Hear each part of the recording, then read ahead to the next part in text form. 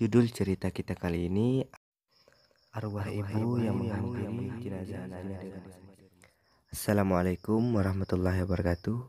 Selamat malam para pecinta horor. Jumpa lagi dengan saya di channel Bujang Teriti. Apa kabar semua? Semoga kalian semua selalu dalam lindungan yang maha kuasa. Amin. Seperti biasanya saya akan membacakan sebuah kisah-kisah horor ataupun cerita-cerita mistis untuk saya sajikan kepada kalian semua. Sebelum mendengarkan dan menyimak cerita-cerita mistis ini, alangkah baiknya kita berdoa terlebih dahulu menurut kepercayaan. Kisah ini diceritakan oleh seorang bapak-bapak yang bertugas memandikan mayat orang Islam pada sebuah rumah sakit. Hanya saya dan seorang penjaga kamar itu yang berada dalam kamar tersebut, kata si bapak. Saya membuka penutup muka jenazah dengan hati-hati. Kulitnya tampak putih, badannya kecil dan baru berusia 18 tahunan. Tambahnya, Allah Subhanahu wa Ta'ala Maha Kuasa. Tiba-tiba saya melihat muka jenazah itu sedikit demi sedikit berubah menjadi hitam. Awalnya, saya tidak menganggapnya sebagai suatu hal yang aneh. Namun semakin lama semakin menghitam. Hati saya mulai merasa bahwa ada yang aneh pada mayat tersebut. Saya terus memperhatikan perubahan itu dengan seksama. Sambil lalu, hati saya membaca ayat suci Al-Quran. Detik demi detik berlalu, wajah jenazah semakin menghitam. Kira-kira setelah 5 menit berlalu, barulah mayat yang tadi menghitam berhenti berubah warna. Ketika itu wajah mayat itu tidak lagi putih seperti wajah asalnya, tapi hitam seperti terbakar. Saya keluar dari kamar dan duduk termenung memikirkan kejadian aneh itu. Berbagai pertanyaan timbul di benak saya. Apakah yang telah terjadi? Siapa pemuda tersebut? Mengapa wajahnya menghitam? Dan ketika saya masih termenung, tiba-tiba ada seorang wanita berjalan menuju ke arah saya. Timbul pertanyaan, siapa wanita yang berjalan seorang diri di kamar mayat pukul 3 itu?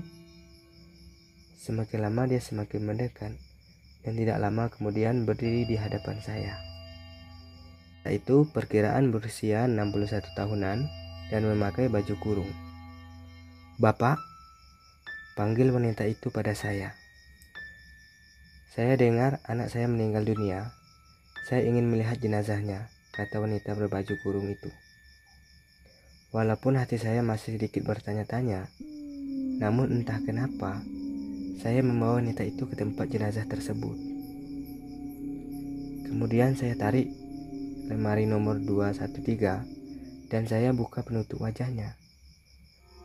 "Betulkah ini anak ibu?" tanya saya pada wanita itu. "Ibu rasa betul, tapi kulitnya putih tidak hitam seperti ini," jawab ibu tadi. "Lihatlah nih ibu," pinta saya kepada ibu itu. Selepas dilihatnya jenazah tersebut, wanita itu begitu yakin bahwa mayat itu adalah anaknya. Kemudian saya tutup kembali kain penutup mayatnya dan saya kembalikan lagi ke lemari yang membawa wanita itu keluar dari kamar mayat. Tiba di luar, saya bertanya kepadanya, "Ibu, ceritakanlah kepada saya kenapa wajah anak ibu itu berubah menjadi hitam," pinta saya. Wanita itu tidak menjawab, namun ia menangis terisak-risak. Saya ulangi pertanyaan yang sama, tetapi ia masih enggan menjawab.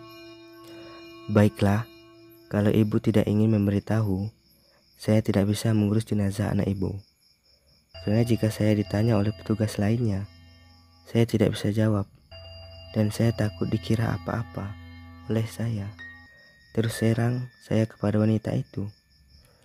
Sambil mengusap air mata, si ibu berkata, "Bapak, anak saya itu sangat patuh dan baik kepada saya.